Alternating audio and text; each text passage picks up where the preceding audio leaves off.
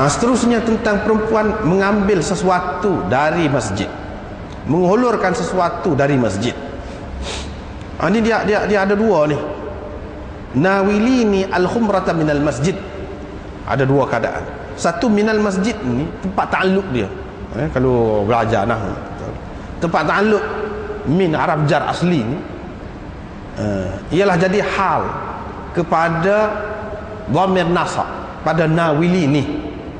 Yani maf'ul, nawilini, ya tu saya. Jadi tempat ta'alluq min ini jadi hal kepada ya tu, saya, maksudnya saya. Yani hulurkan kepada sejadah tu kepada saya dalam keadaan saya duduk dalam masjid. Yani Nabi sallallahu alaihi wasallam duduk dalam masjid.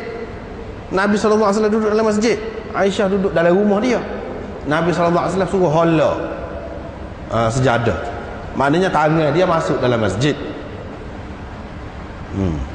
Dia nak ceritanya tak apa, perempuan hala tangan masuk dalam masjid. Itu satu. Satu lagi, tempat ta'alluq min itu jadi hal kepada mana? Bukan hal kepada dhamir nasab itu, tetapi hal kepada khumrah. Hal kepada khumrah, yani hulurkan kepadaku sejadah tu dalam keadaan sejadah tu duduk dalam masjid, dari masjid. Mana Nabi SAW tidak duduk dalam masjid, duduk dalam rumah. Dia suruh Aisyah pergi ambil sejadah duduk dalam masjid tu, hala ke dia, bui ke dia, pergi ambil. Itu beza dia tu, beza dari segi kaedah tadi. Kalau kita kata seperti yang pertama tadi, bermakna Rasulullah duduk dalam masjid, dia suruh Aisyah hala ni tidak semesti masuk ke dalam, walaupun boleh jadi masuk ke dalam sebentar. Tapi kalau Nabi SAW duduk dekat dengan rumah dia tu, dia pada hala dengan tangan, tak masuk seluruh tubuh dia. Itu yang pertama. Kalau kita kata ini hal kepada khumrah, bermakna Nabi SAW bukan duduk dalam masjid, duduk dalam rumah, sejadah duduk dalam masjid. Nabi SAW suruh Aisyah yang sedang berhaid tu pergi ambil sejadah tu, bui ke dia. Bui ke dia. Hak mana hak lebih sesuai? Hak mana hak lebih sesuai? Hak mana hak lebih sesuai? Hak lebih sesuainya maksud Imam Abu Daud di sini, iaitu Aisyah masuk dalam masjid. Nabi SAW tidak duduk dalam masjid, duduk dalam rumah. Pasal apa? Cuba tengok. Fil haid tunawilu minal masjid. Tunawilu, menghulurkan dari masjid, ambil dari masjid. Maknanya kalau dia duduk dalam rumah ke masjid, dari itu maknanya ambil sejadah tu dari masjid, buat pergi kelai. Mana sejadah tu duduk dalam masjid. Ini menunjukkan, inilah sebab itulah Imam Abu Daud di antara yang berpendapat orang perempuan boleh masuk dalam masjid, mai kotor pun. Kalau tidak apa-apa, Nabi sallallahu alaihi wasallam suruh pergi ambil. Lepas tu dia kata saya ni mari kotor. Boleh jadi dia tak tahu pada masa tu. Nabi sallallahu alaihi wasallam kata apa ni, hei engkau tu bukan di tangan. Jadi kalau selagi tidak mengotorkan masjid tak apa. Jadi kotor ke masjid dengan masuk? Tidak kotor. Pas jadi kotor ke sejadah tu dengan sebab kamu pegang? Tidak kotor juga. Masjid jadi kotor? Tidak juga. Dah tidak. Tak apalah begitu. Asalkan masjid itu terpelihara daripada talawuth biddam, yang berlumuran dengan darah. Asalkan terpelihara daripada itu, tak apa. Nawini lil khumrah minal masjid, pergi ambil untuk aku, ataupun hulurkan untuk aku sejadah dari masjid.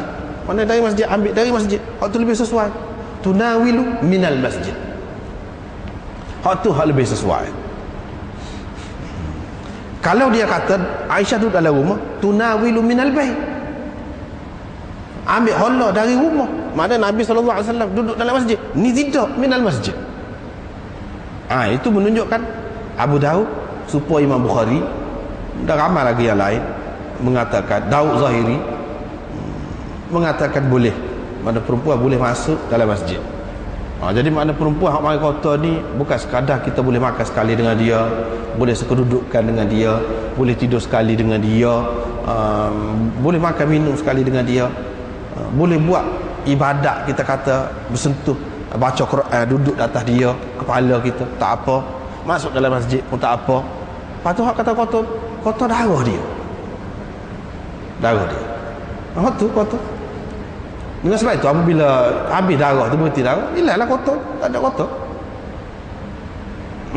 Mana sehingga tempat hak kata keluar darah kotor tadi pun boleh didatangi dah. Boleh disetubuhi dah. Begitulah maksudnya.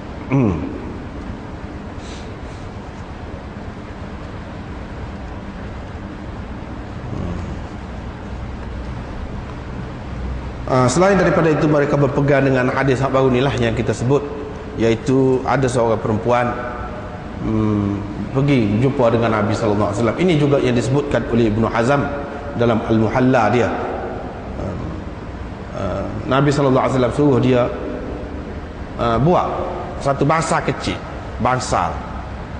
kecil dalam masjid, duduk dalam masjid. Berapa lama? Bahawa perempuannya mari kotor.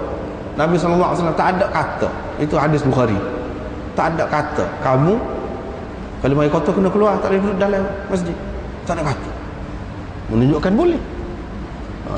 boleh. Gitulah. Yang kita duduk sebut sangat tu benda-benda ni sebab kadang-kadang jadi masalah kepada kita lah, orang perempuan nak pergi belajar pun tak boleh, nak pasal nak duduk dalam masjid tak boleh.